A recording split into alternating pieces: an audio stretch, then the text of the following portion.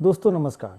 अभी supreme court का निर्देश आया है कि बीएड प्राथमिक शिक्षक के लिए एलिजिबल नहीं है। बीएड किया हुआ छात्र प्राथमिक शिक्षक के लिए एलिजिबल नहीं है। और आज का अतुल प्रसाद जो बीपीएससी के चेयरमैन है, उनके ट्वीट को आप मिला कर देखें, आपको समझ में आ जाएगा कि बीएड वाले एलिजिबल है कि नहीं है। देखिए, अतुल प्रसाद बीपीएससी के चेयरमैन हैं, उनका काम है परीक्षा करवाना। उनका यह काम नहीं है कि नीति निर्माण करे। इसलिए उनका आप ट्वीट देखेंगे, वो एक आईएएस है और ऐसा ट्वीट होता है उनका कि आपको समझ में ही नहीं आएगा कि कहना क्या चाहते हैं। वो जानते हैं कि किसी विवाद में उनको नहीं फंसना है, लेकिन उनके अगर ट्वीट को देखेंगे तो जो चाहते हैं कि बीएड वाले को अनुमति मिले, उनको यह महसूस होगा कि हमको अनुमति मिल रही है। जो चाहते हैं कि बीएड वाले को प्राथमिक शिक्षक में अनुमति न मिले, उनको यह एहसास होगा उनका ट्वीट पढ़ने के बाद कि उनको अनुमति नहीं मिलने वाली है। सच्चाई क्या है इसको समझिए। अतुल प्रसाद ये बताना चाहते हैं कि आपको यथार्थवादी बना रहना है, कल्पना में नहीं जीना है। यथार्थवादी बना रहना है, इसका मतलब है कि जो सही सही चीज़ है उसको समझिए, ये आपके लिए अच्छा है। तो सही चीज़ क्या है? सही चीज़ यही है कि बीएड वाले प्राइमरी टीचर के लिए एलिजिबल नहीं है। वो चाहते तो स्पष्ट कर सकते थे कि बीएड वाले प्राथमिक शिक्षक की परीक्षा दे सकते हैं, उनकी परीक्षा होने जा रही है, दावा के साथ कह सकते थे। ऐसा उन्होंने नहीं कहा है। उन्होंने यह भी नहीं कहा है कि बीएड करने वाले प्राइमरी टीचर के लिए एलिजिबल नहीं है, क्योंकि वह जानते हैं कि अगर हम ऐसा कुछ भी बोल देते हैं कि एलिजिबल है या नहीं है तो विवाद उत्पन्न हो जाएगा। क्योंकि देखिए, छात्र है, छात्र उनको ही दोषी मानने लगेगा। लेकिन अतुल प्रसाद जी जो चेयरमैन है, उनका काम है परीक्षा कंडक्ट कराना, उनका नीति निर्माण करना काम नहीं है। वह यह बात बखूबी जानते हैं, हम लोगों को भी समझना चाहिए। हम लोग अपेक्षा रखते हैं कि चेयरमैन का कोई ट्वीट आए। चेयरमैन बेचारा क्या कर सकते हैं? वही कर सकता है कि जो नियम है, जो कानून है, जो न्यायालय का आदेश है, उसके अनुकूल ही अपना काम कर सकते हैं।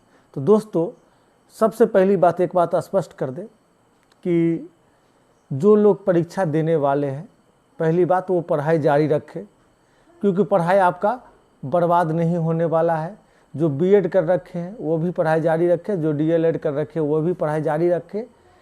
लेकिन हमको जो ट्वीट को देखने से समझ में आता है, ऐसे भी जो सर्वोच्च न्यायालय का आदेश है, ट्वीट कुछ भी हो, सर्वोच्च न्यायालय का आदेश है, उसका अवहेलना कोई नहीं कर सकता है। ट्वीट से भी लगता है कि आने वाले समय में टीचर की परीक्षा में बीएड वाले को अनुमति मिलने की कम संभावना है। जब भी आप कोई नोटिफिकेशन भरते हैं, आप देखेंगे उसमें कुछ नियम अंकित रहता है, जिसके आधार पर आपको कभी भी हटाया जा सकता है। दोस्तों, एक बात जान लीजिए कि बीएड वाले को आगे तो अनुमति मिलेगी ही नहीं, ये तो एकदम स्पष्ट, कान खोल के सुन लीजिए। इसमें भी हमको लगता है अनुमति मिलने की संभावना कम है, क्योंकि सर्वोच्च न्यायालय के डबल बेंच का आदेश है और नियम भी है कि 1 to 5 के लिए बीएड वाले एलिजिबल नहीं होते हैं। पहले नहीं होते थे, बीच में होने लगे, बाद में सर्वोच्च न्यायालय का आदेश ही आ गया, तो उनको अनुमति मिलने की संभावना बहुत कम है। सच्चाई है, सच्चाई को स्वीकार करना चाहिए।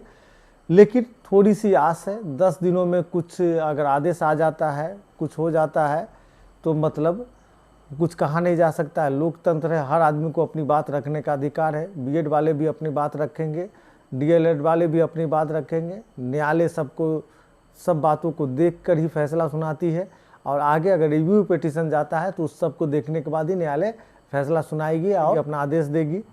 दोस्तों, एक बात जान लीजिए कि आगे बीएड वाले प्राथमिक शिक्षक के लिए एलिजिबल नहीं होंगे। देखिए, हमारी बात आपको सुनने में अटपटा लगता हो, लेकिन इस बार बिहार में जो शिक्षक बहाली प्रक्रिया चल रही है, उसमें ना के बराबर संभावना है।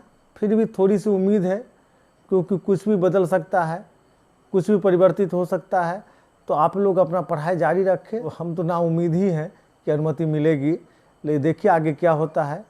फिर भी हम इतना कहेंगे कि पढ़ाई जारी रखिए, क्योंकि कहीं ना कहीं मौका मिलेगा। जैसे जो बिहार के छात्र हैं, उनको प्राइमरी टीचर में नहीं तो टीजीटी पीजीटी में मौका मिला हुआ है, जबकि बाहर वाले हैं उनको टीजीटी व पीजीटी में भी मौका नहीं मिला है।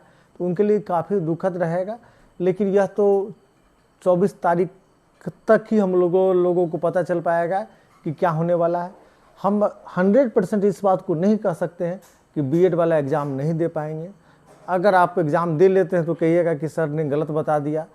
लेकिन एक बात बता दें कि आप लोग जो भी उम्मीद है उस उम्मीद पर टिके रहिए, मेहनत ज़रूर कीजिए, आपको सफलता मिलेगी। यहाँ नहीं तो कहीं और सफलता मिलेगी। आगे फिर मिलते हैं। बहुत बहुत धन्यवाद।